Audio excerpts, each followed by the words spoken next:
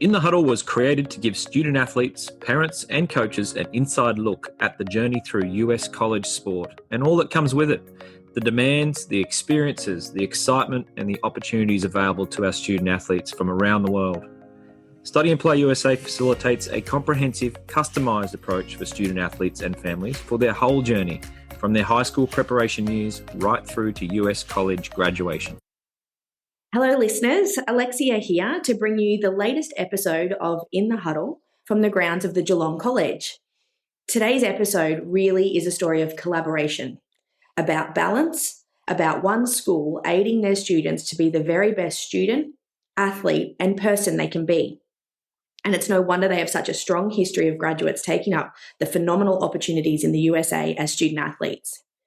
Here to discuss how they do this is Mr. Adrian Blades, Head of Career Development at the Geelong College, and his colleague Nathan Brown, Director of Sport and Performance Pathways. Well, as I said at the top just now, having worked with you both now for some time, it's really quite evident that your cross-department cooperation and collaboration really, it sets the blueprint for schools to help their student athletes prepare for US University Pathway. Before we go into this some more, I'd like to start by both of you sharing your role here at the college. So, Nathan, I might start with you. Yeah, thanks, Alexia. Yeah, so my role's fairly new. I'm fairly new here at the college. So I've got a long sporting background, professional sport background through the AFL. And prior to that, through schooling system basketball at a state national level as well. And so I've ended up here at the college 12 months ago, part-time, 18 months ago, and then 6 months ago come on full-time, which is great. So I head up the football program and performance pathways. So that covers across all sports. And that's a new role within the school, an exciting role. And yes, we're sort of, it's a blank canvas and it's go take it where you want to take it and anything like that. And so for me, the last 6 months has been a lot of observation, a lot of learning, research, talking to people, having conversations, getting to know the lay of the land, the way the school works, everyone within it. There's so many special, particular skill sets within this college that I'm keen to tap into for our students and connect everyone. And so for me, it's exciting to, circle back. I had a really good schooling experience at St Pat's College in Ballarat, and to come and to go away and do some really good things in sport and then come full circle. It's something that, one, I love because of sport. I've got a lot of experience in the field and willing and I want to impart that to the next generation. And, working with the young people and trying to make them the best they can be. Both on the field and off the field. So that's sort of my role here. Yes, we're go with the football program at the moment. We're halfway through the season, and that's going really well. But then the other side in the background is this performance pathways, which is connecting, current, past students and beyond in the school. Because effectively that's what we're here to do. We're a school. We're educating the future. That's what absolutely. It's all about. So exciting times for me. Yeah, awesome. I suddenly want to go to the Geelong College. Over to you, Adrian. Well, I think to be arranged. So my background, it's interesting what Brandon was just saying about his background. Never saw myself in the education sector when I left high school. So I wanted a career in politics at the time when I was 18. Was certainly quickly disavowed of that idea by the time I was about 22. Ended up finding my way into the Victorian Tertiary Admissions Centre in tertiary admissions. So my background's in university admissions. And so I've worked in a broader sense with schools across Victoria, particularly at that time. I grew up in Melbourne, moved to the Bellarine Peninsula in Geelong, and for the first 3.5 years my wife and I lived here, I was travelling 4 hours a day, so it was not sustainable. And then my wife will tell you talking about things happening by osmosis, or what they call planned happenstance in careers. My wife found this job. She wouldn't even tell you how she found the role.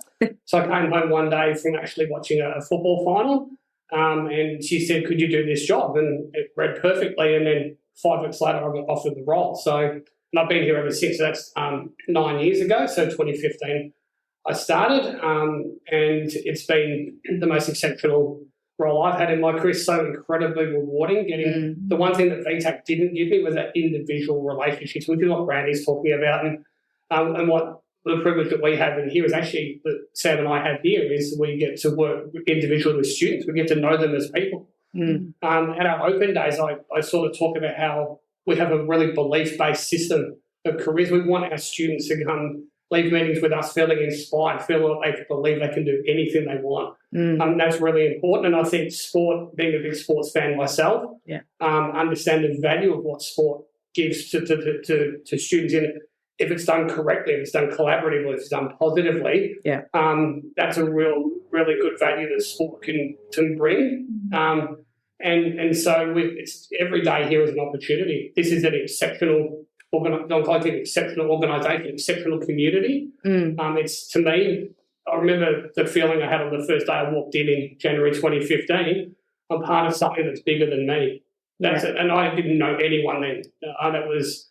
We obviously built a lot of relationships in the last 9.5 years. At that point, you felt like you're walking to an organisation that is exceptional in so many ways, and you're part of something that's integral to the Geelong community. That's a really important thing, not having grown up here.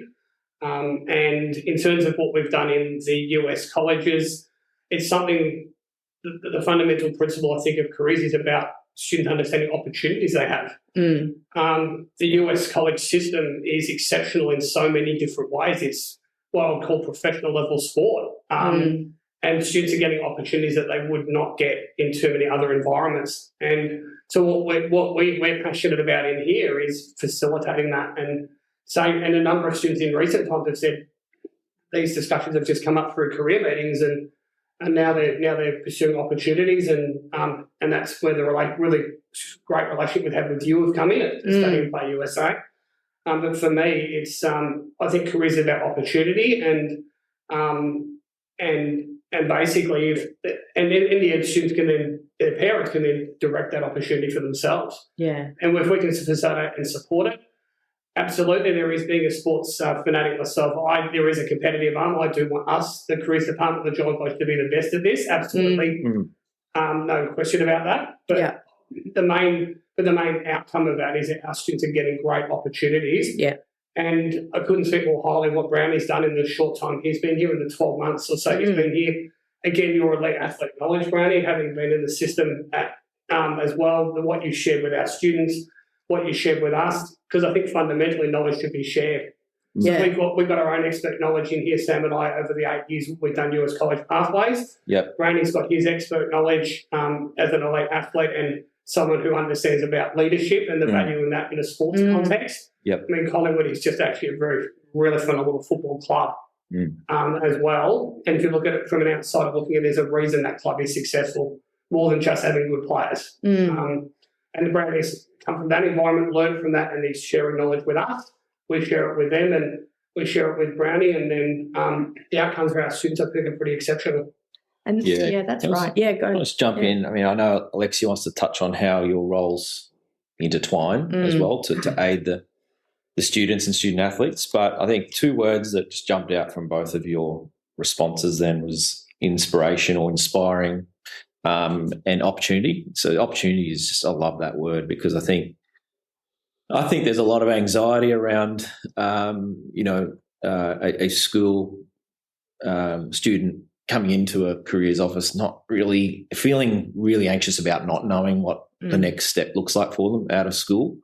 And I think if you've got, and again, couple that with the idea of, I think as Australians, we can tend to be a little bit, self-deprecating or too humble sometimes, not realising that we're good enough for some of these pathways. So I think if you can instill some inspiration and confidence and some knowledge around what's out there with opportunities, I think it's just really, I think you guys are leading the way in that, because I think it's just a really important thing for kids. And we're also finding, what I'm finding quite quickly is as we're starting to fill in the blank canvas and paint all the pictures, is a lot of it is you don't know what you don't know. And that's the same with the student and quite often the parents and their family, because that's their support network. So part of our job is to educate our parents as well and our family. We've briefly talked about it, Adrian, is creating a team around this athlete or student, because that's what you do in the professional world. You know, you look at tennis players, you look at athletics, and, you know, even now in AFL, it's not so much about the club, it's about creating the individual athlete support network around them and their own team. And now effectively that's what we're doing here. We've had numerous meetings where we sit around the round table meetings with mum and dad, you know, play agents sometimes, and, you know, teachers here, careers advisors and experts, and we're all on the same page. And that's the best outcome, is that everyone's on the same page. We're moving all in the same direction. Here's what we need to work on. Here's what you want to do. These are your skill sets. What are you looking forward to? And there's just that discussion. And you see it. You see it in the students' eyes as they leave, and the parents' eyes as they leave this office. Just clarity. Yeah. Clarity, and then with clarity builds confidence and direction. And they're like, yeah, okay. It's one of the most powerful things that a kid can have, isn't it? You know, clarity, because it's so much. There's so much chaos with these kids. Oh, absolutely, and unknown and worried about, you know, what they feel like they have to know what they're going to be doing or whatever that is. And for what you just said there, Nathan, that's what we see with our student athletes that we work with, you know, from all across Australia, Southeast Asia, is that when we have a student athlete where we're working with them, we're working with mum and dad, we're working with their school, so we've got a relationship with their school from the academic side of things. We are in touch with their coaches, you know, for whatever sport they are. And then also having us, this is what I say to our student athletes, is look at all these people that you've got in your corner, you know, here to support you. You're the one, you know, delivering and out there training and studying and whatever it is. Yeah. But what an amazing thing to look around and see that you've got all of these people here in your corner. Yeah, absolutely. Leads to the best outcomes. Yeah. I think that's a wonderful summary. I think one of the gifts you can give a young person, or anyone in life, to be honest, when you talk about that is give them belief. I had a parent at a meeting about 5 or 6 years ago. You know, she said her daughter left your meeting with you just believing that she could do anything, and that's that belief. And I remember this is a former Geelong College student. His name's Lachlan McPherson. He graduated here in 2015. He got the opportunity to speak to an assembly in 2019, and I'm paraphrasing this, but for me, it left an indelible mark on me.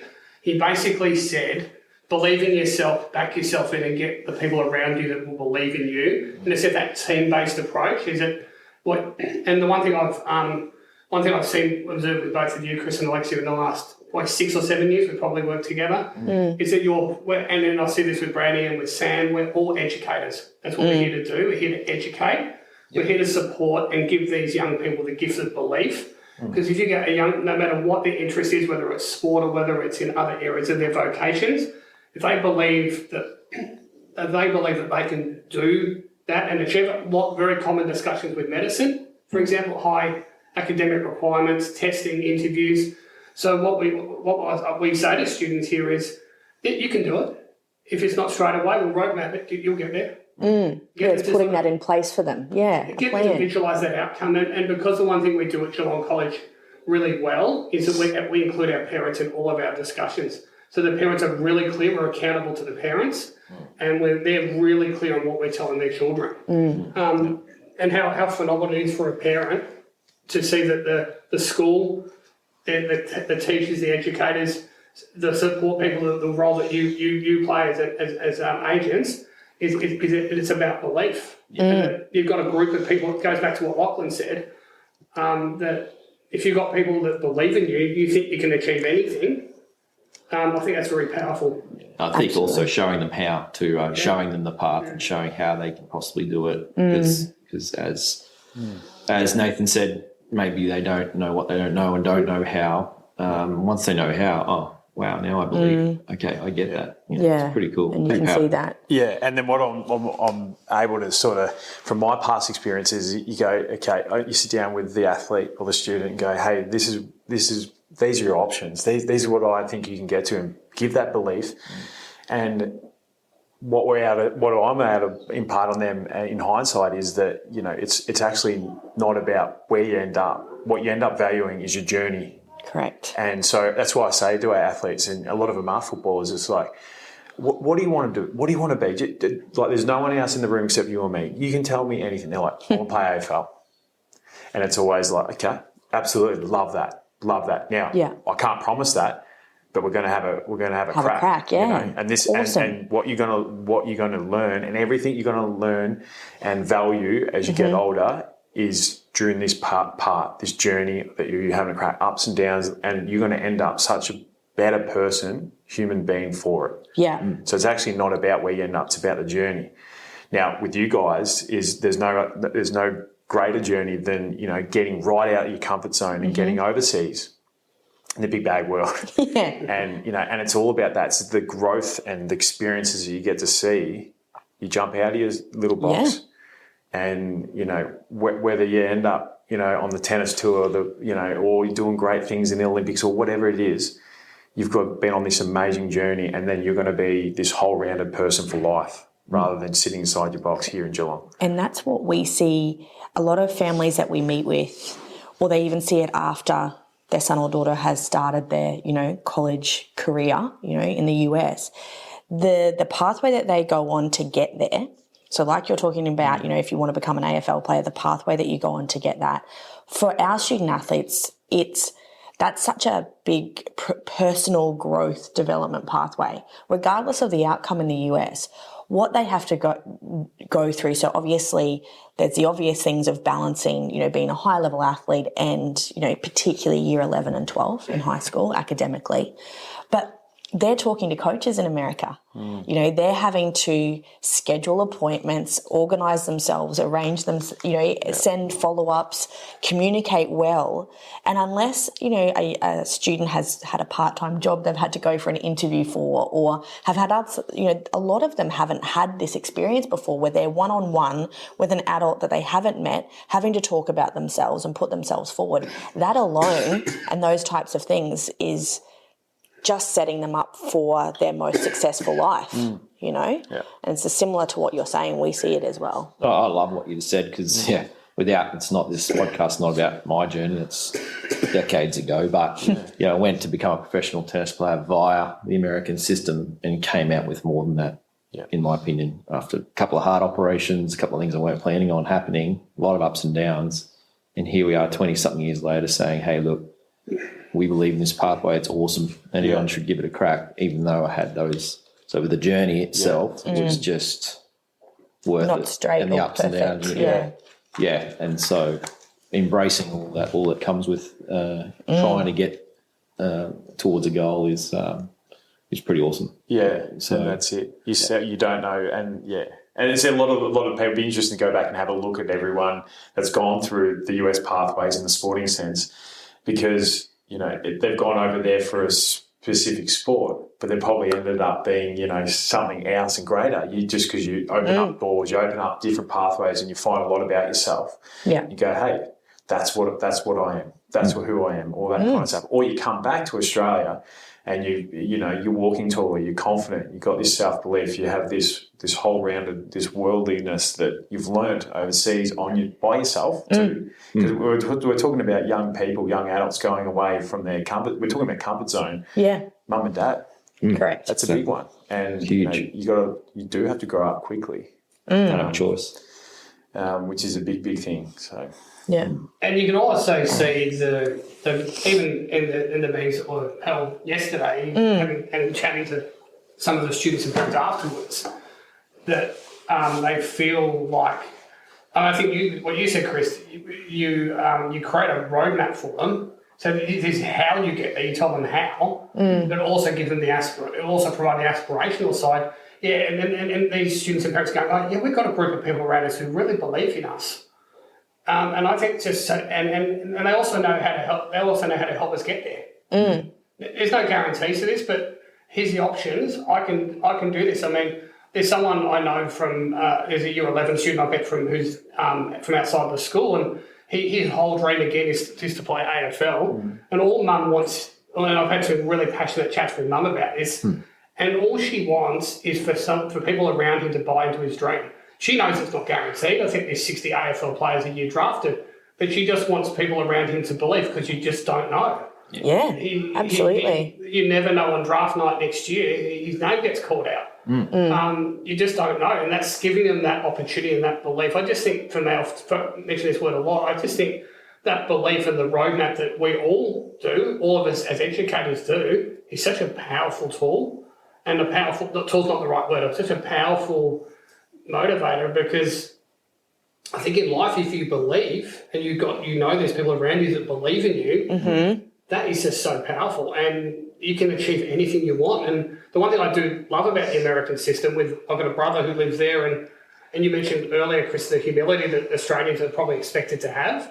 Don't see that as much in the US. I just find the US people to be very aspirational, and these coaches want you to achieve. They want you to get to the best level possible, and they resource it. That's what I like as a sports fan, but also someone who's really engaged in seeing because it's really important from our perspective here that the students are going to a place they're happy, safe, and supported. Yeah. And then they can excel at what they do. And to see what I've seen of the American system, there's a lot of good things about it. Spot Absolutely. on. Absolutely well said. Now that is very true. Well, I was just having a little giggle to myself is that I've got this list of questions here, and I didn't even need to do it, this is fantastic. This is exactly what it should be. But I guess I do have and we've touched on different points of it, Adrian, but specifically at the Geelong College, and we work with schools all across Australia, right? And we have for many, many years.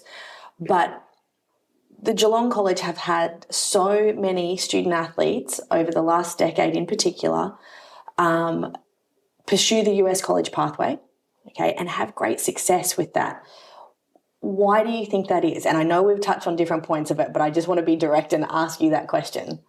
Why is a really good question. Because it's, from my knowledge, I started in 2015 and Sam and I have worked together since 2016. I'm not aware of any particular program that the school had in place before then. So I'm aware of a couple of students who did go to the US from here that were here prior to 2015. I think for me, it's just when you speak to an athlete who's really successful, really good at a sport that's played internationally. Yep. I think it just started through just discussions, and let's have a look at it. The person I started working with in 2015, we decided to run the SATs. I think and that was about just providing opportunity to not Geelong colleges, but students interested in US pathways. And I think that, for me, triggered that idea of, if we're running the SATs, that was back in 2015 when we first ran them. And then we said, well, let's look at these. Let's look at why we're running them. And at the time we were filling out our sessions, and we were running 4 or 5 years in that year, and we've run them ever since. But that's probably triggered it for me. And I'm thinking, and obviously having a really good knowledge and interest in sport, it's just grown. And it's just, again, comes back to that idea of having an opportunity. And I don't get the impression Chris, actually, you can probably talk to this in your experiences. I'm not sure if it's widely known still outside of across Australia, potentially. I don't think it's that widely known. The points you made at your presentation a couple of nights ago to the general one is that a lot of what you do is probably trying to educate people about these are actually opportunities for people. And what we want to do at the Geelong College Board generally is make sure our students are aware of every opportunity they have. And if you've got a really talented athlete, and one thing I'm keen to grow here is the non-athlete pathway. Yeah. That's a work in progress. And so for me, I think it's just grown by just osmosis in a lot of ways and grown through discussion. And then our first student went to the US in 2016. And then what happens is in a school like this, people talk. It's a community, people talk. And then one student goes over, and that student was quite a well-known student within the school. He went over, and a couple of other students went over that year as well. I think the real fire starter for our school, and someone who's very well known to you, Mimi Balin. Yes. She's probably been the fire starter. Mimi was school captain at Geelong College, a very high profile, family well known to the community. Her older sister was a school captain as well. And Mimi's got a passion and a drive that I just have so much respect for. Absolutely. But also a passion and a drive to help others, not just herself. Yeah. Very selfless. I I still remember a funny story with Mimi. I remember one day just walking through the cloisters, I was looking a bit tired one day, and Mimi was actually starting to instruct me on how I should do my job and live my life. And it was just her and I. It was just that moment in time where her and I just happened to be the only two people in our cloisters there at the school. And Mimi can be quite direct, but I knew where it was coming from a good place. But that also showed to me a little bit of it was a bit of a reversive role for a while. But Yeah. And I think when Mimi became an advocate for the US College pathway, and also you worked with her as well, and then she became an advocate for the work you do as well. And I think probably, Chris, that's probably where our relationship started to grow. I think if I pick a point in time, we had some students go in 2016 and 17, but Mimi was the real fire starter. There was another student, she was definitely active in supporting her application as well. And she's an ambassador. I know there are people who still reach out to Mimi now and her parents about the US College pathway and then recommend the careers department. And I think it's just grown from there. And looking at the facilities over there, you educate yourself along the way. And just looking at the opportunities and hearing the feedback from the students who've gone over, that's when you sort of, that interest grows and they go, well, if it works really well for students like Mimi, let's look at it for these. And you pick up their knowledge of sporting career meetings and go, oh, how about this? Yeah, have you thought of this? Yeah. And here's another, alumni who's done it, and here's their contact details, and that has a lot of impact. But if I was to pick a moment in time for us as a careers department, it would be Mimi. Yeah, that's fair. Mimi being well known within the school environment, well known to me personally, and school captain, and a very proactive, positive school captain, and someone who's not afraid to sort of share her experiences, and someone who wants to help. She's and also fundamentally, Mimi wants to educate people as well. Yeah. And I think from that point, that was Mimi graduated 2018 into 2019. So I think the momentum for our school has pretty much continued since then. We had some good success before Mimi, but I think the numbers have probably increased since then. And with Brownie coming on board in the last 12 months working with us, and with Ryan as well, Brownie. It's going to another level right now. Yeah, absolutely. I think just on that with Mimi, last year or every year this time of year we've got returning athletes back from their US summer break, and she was kind enough to come and join us at that, and we sat her on a panel with other student athletes returning to talk about her experience, and we asked her one question 20 minutes later. Captivated audience. Absolutely, you could hear a pin drop. Still to this day, who was that girl that she was impressive? She needs to work for you. So I don't think she's we sort of can't stop Mimi what she's going to do. But absolutely. But she's a credit to the school and obviously herself. Yeah, and her family. And that's going to you can't really put a value on how much she's inspired other kids here. I would agree. Yeah, and I think she goes wider than that as well than Geelong College. Sure. Someone's told me she knows half of Miami, so and she has been a leader within the student program, in the rowing program, but more broadly in the student body at the University of Miami. Yeah. And she's been involved in the recruiting for them as well, which is incredible. Yeah. The family itself, because her older sister Lily was actually a great athlete in her own right, decided to go down more of a political line, and went to Cameron, was actually doing rowing coaching herself. Leadership runs in the family.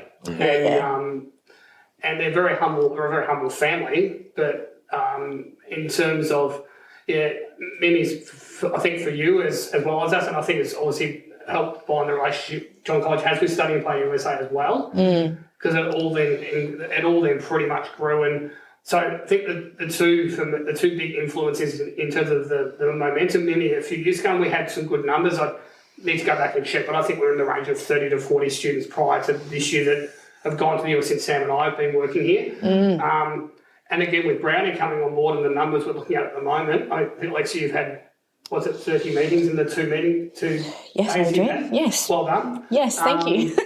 I think that, again, there's a couple of really, again, moments in time. Brownie coming on board, and again, that really collaborative approach you have We're all on the same page. And I think now we're getting, and I guess the opening of the sports precinct and the sports scholarships is going to help all that. Yeah. I think sports scholarships at this school, it's great that we've finally got them, and I think they can only grow. I mean, if we were the leading school now, just think what we're going to do after this. Absolutely. But that's like perfectly summed up right there. Yeah. So we've got a careers department here, Adrian and Sam, and the level of care for their students and their families is second to none. And then it's that they sit in that beautiful space of seeing the transition from school to life beyond school, and that's a great space because a lot of people here in education, we brilliant people, teachers, and do amazing things with these kids. And then it's shake their hand at the end of year 12 and good luck type thing, where these guys are following it through and making sure that there's the support beyond. And that's what I've sort of identified straight away. It's like, okay, well, as a sports program here, what are we actually trying to achieve? Are we trying to win games here against Melbourne schools, or are we trying to make amazing athletes beyond? What are we actually? What's our core fundamental? So that's where, and that's evidently that's where walk past the door and careers on the door, and it's like, hey, I need to talk to these people because these are performance pathways. My role. These guys have been doing it for a long time, and from the very first meeting with these guys, it's like, okay, these are two brilliant people that care and get it, and willing to open their arms to me and the sports program. And, and from there, it's just like, okay, hey, what are we actually doing? What are we doing for and these how people? you can work together. Yeah.